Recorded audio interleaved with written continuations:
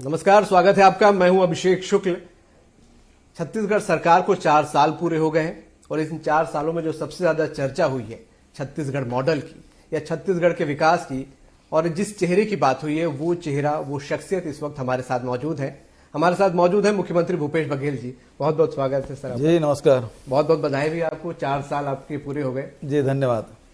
4 साल का ये पहला सवाल मैं यही करना चाहूंगा कि 4 साल पहले के भूपेश बघेल और अब 4 साल आज पूरे हो रहे हैं, किस तरीके से बदलाव देखते हैं? क्या आप कुछ अपने आप में चेंजेस पाते हैं? मैं नहीं समझता कि कोई भी ज़्यादा परिवर्तन हुआ है, क्योंकि 4 साल पहले प्रदेश अध्यक्ष के रूप में कार्यकर्ताओं के साथ मिलकर जनता के मुद्दे की लड़ाई हम लोग लड़ते थे। आज पूरा शासन, प्रशासन, मंत्री, विधायक और साथियों से मिलकर उस समस्याओं के निदान की लड़ाई लड़ रहे हैं। तो संघर्ष दोनों में है, मेहनत दोनों में है और दोनों का अपना अलग अलग अनुभव है, दोनों का आनंद अलग है। व्यक्तिगत अपने रूटीन में तो चेंज आपके आए होंगे, व्यक्तिगत पर्सनालिटी में भी क्या कुछ चेंज पाते हैं? क्योंकि उस समय विपक्ष में थे तो एक बहुत ज्यादा एग्रेसिवनेस रहती थी, थोड़ा समय भी शायद अपने लिए मिल जाता था। अब पर्सनालिटी में भी कुछ चेंजेस आपको लगता है? उसमें और इसमें अंतर ये आया कि वो ऊर्जा है, वो आम जनता के लिए संघर्ष के लिए था। अब ये अभी जो ऊर्जा है उसका केवल ऊर्जा इस प्रकार से ट्रांसफर हुआ कि जनता की सेवा में वो योजनाओं को लागू करने में लग रहा है। दूसरा व्यक्तिगत बात है तो कोरोना काल में सब नितांत अकेले हो गए थे 2 साल।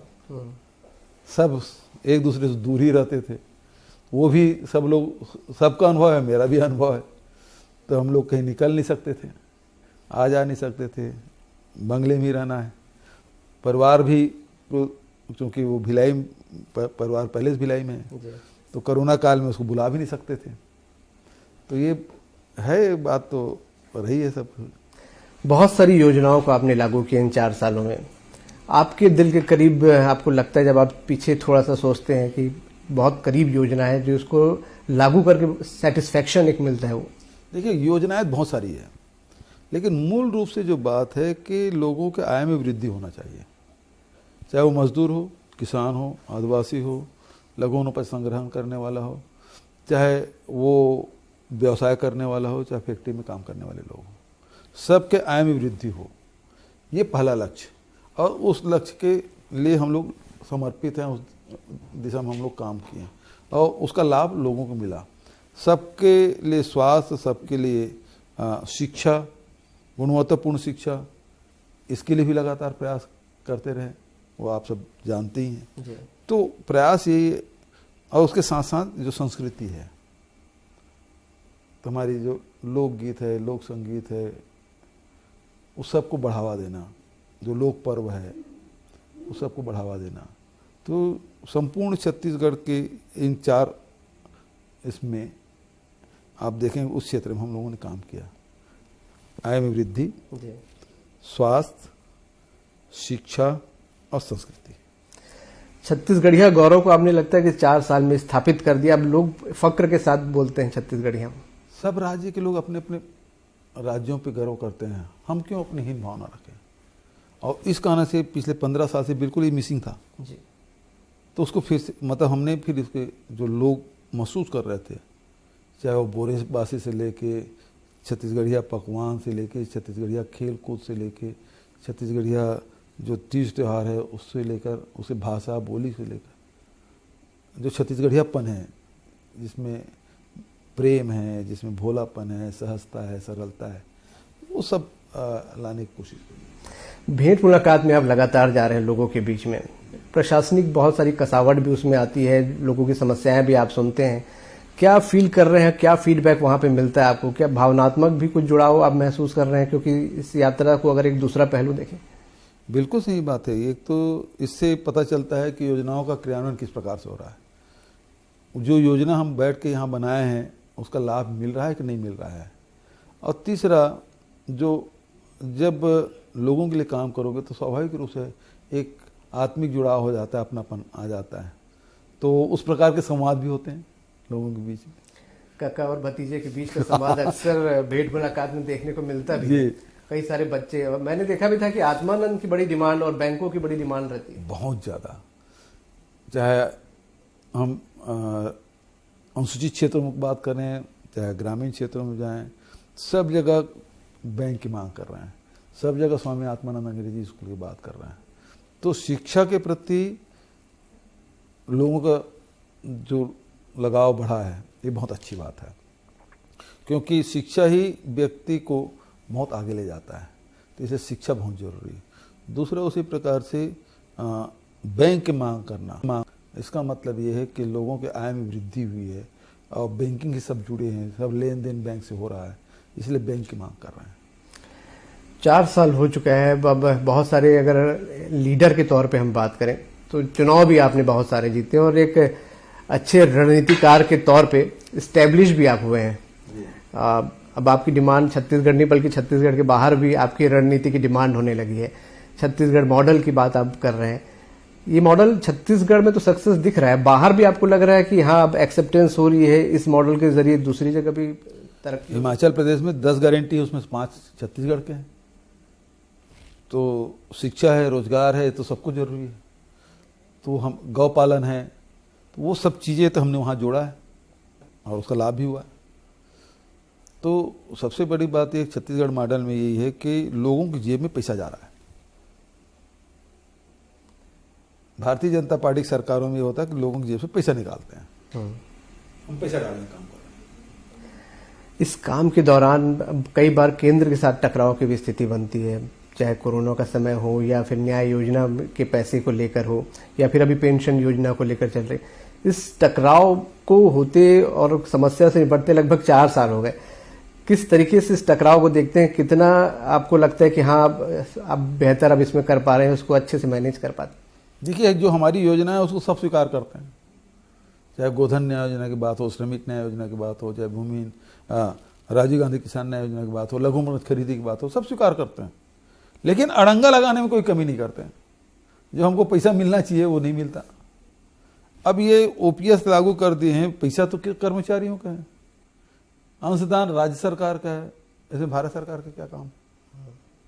पैसा नहीं दे रहे हैं तो उसका रास्ता निकलेगा। जैसे धान कम 2500 रुपये दे रहे थे, रोक लगाया था, हम राजीव गांधी किसान न्याय योजना लागू कर, तो आखिर रास्ता निकला है ना, तो रास्ता निकालेंगे सब।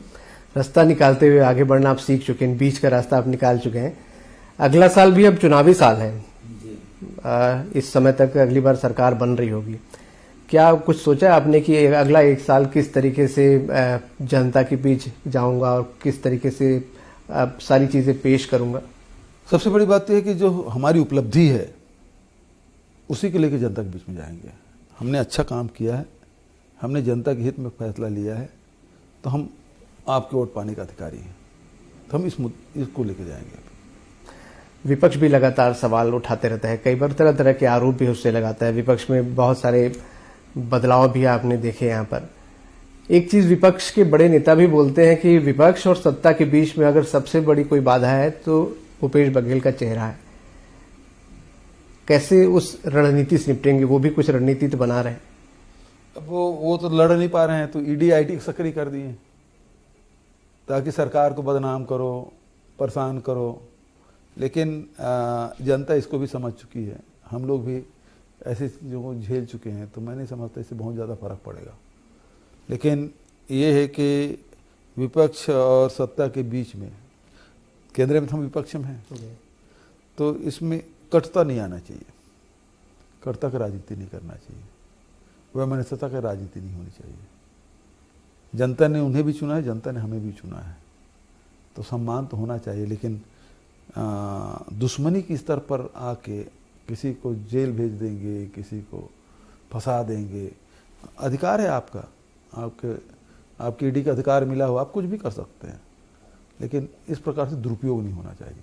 जी, जांच का तो स्वागत भी किया था आपने। जांच का स्वागत होनी, जहां भ्रष्टाचार है करे कार्रवाई, लेकिन किसी फंसाना, ये टारगेट करके उसे सारे ताना बाना बुनो, तो ये गलत बात है ना।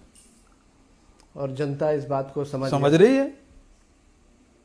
अब महाराष्ट्र में जैसे सत्ता परिवर्तन हुआ, सारे ईडी, आईटी, डीआरआई और पता नहीं वो जो नारकोटिक्स वाले हैं वो सब गायब।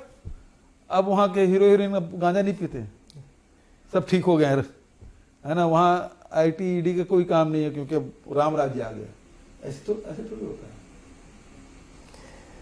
तो और भी बहुत सारे इश्यूज होते हैं, विपक्ष उठाते रहता है, कई बार धर्मांतरण के मुद्दे को उठाता है। हालांकि आपने यहाँ पे इसे बहुत सक्सेसफुली एक तरीके से काउंटर भी किया यहाँ पर, चाहे रावण गमन की बात कर लें या चंदखुरी की बात कर लें।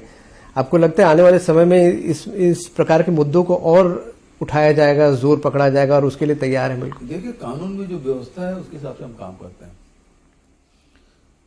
जाति तो जन्म से तय होता है, धर्म व्यक्ति अलग अलग। अब हम मान लो हिंदू हैं तो हिंदू में भी कोई शिव को मानते हैं, तो कोई विष्णु को मानते हैं, कोई शक्ति को मानते हैं, तो सब अलग अलग। कोई अघोर पंथ के हैं तो कोई कबीर पंथ के हैं, तो कोई किसी को मान रहे हैं।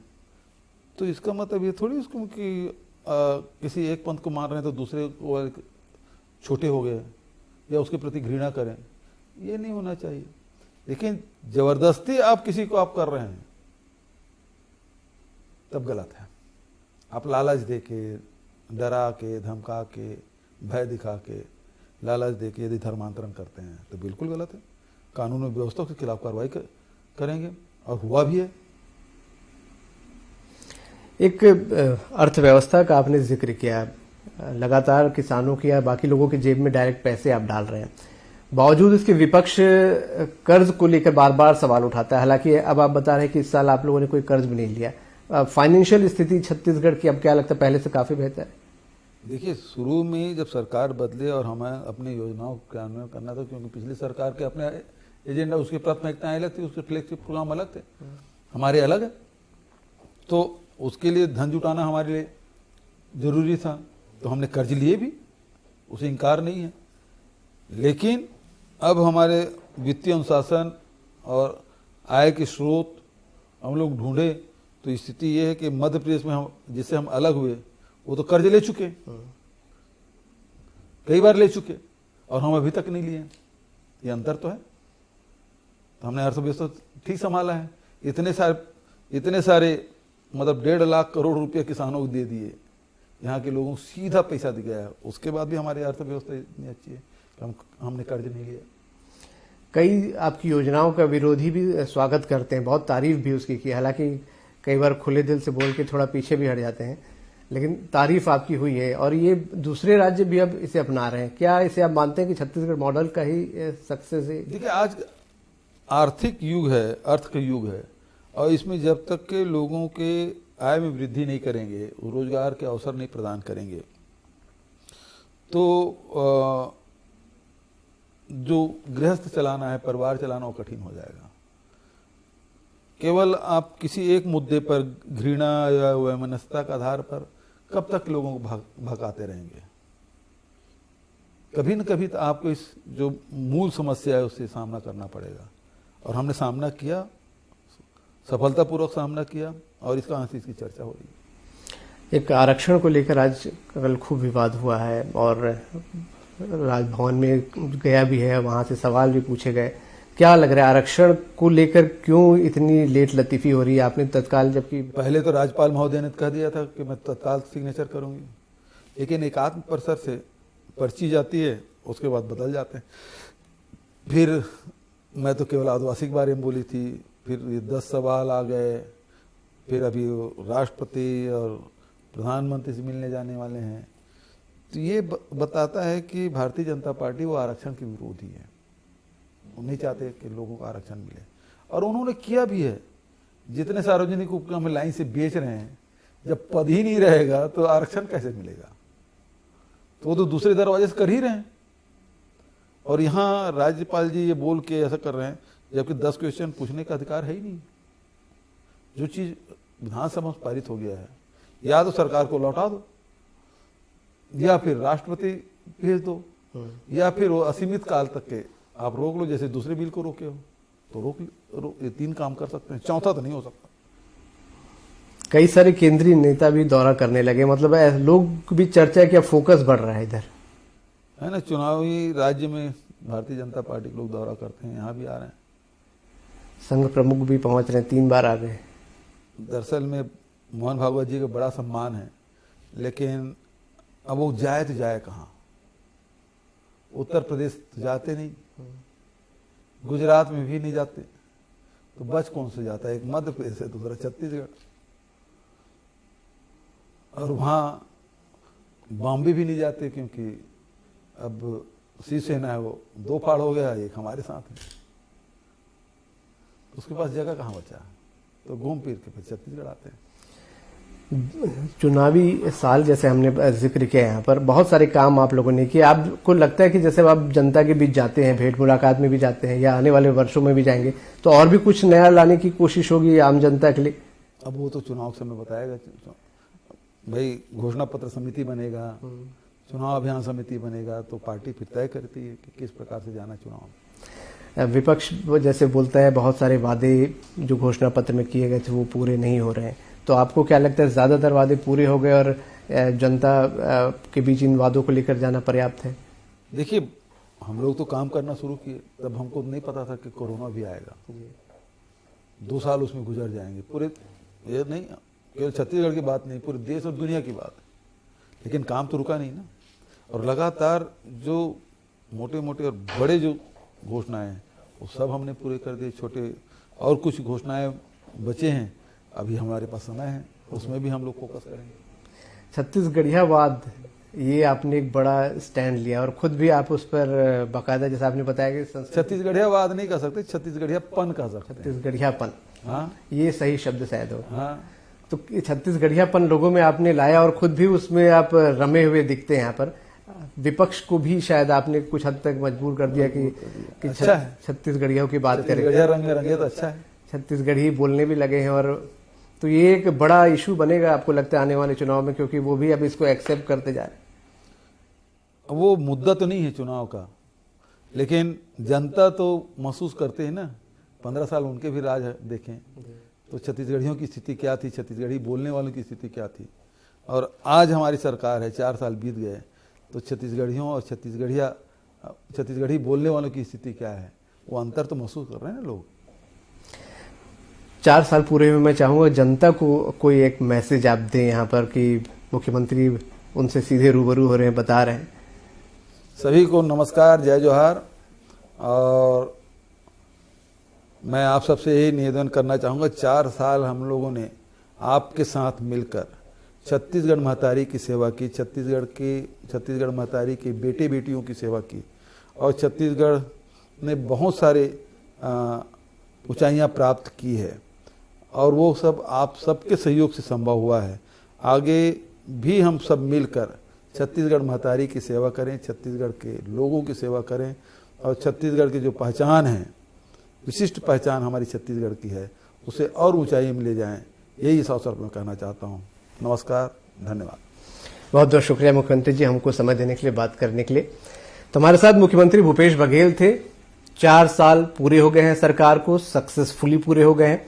भेंट मुलाकात के जरिए जनता के बीच लगातार मौजूदगी अपने बनाए हुए हैं, पैठ अपनी बनाए हुए, और चुनावी साल में भी कमर कस के पूरी तरह तैयार हैं कि अपने जो विकास के काम है, अपने जो काम है, उसको लेकर जनता के बीच जाएंगे। और उनका कहना है कि वो फिर से सत्ता पाने के अधिकारी हैं अपने काम के दम पर। खास मुलाकात में इतना ही। नमस्कार।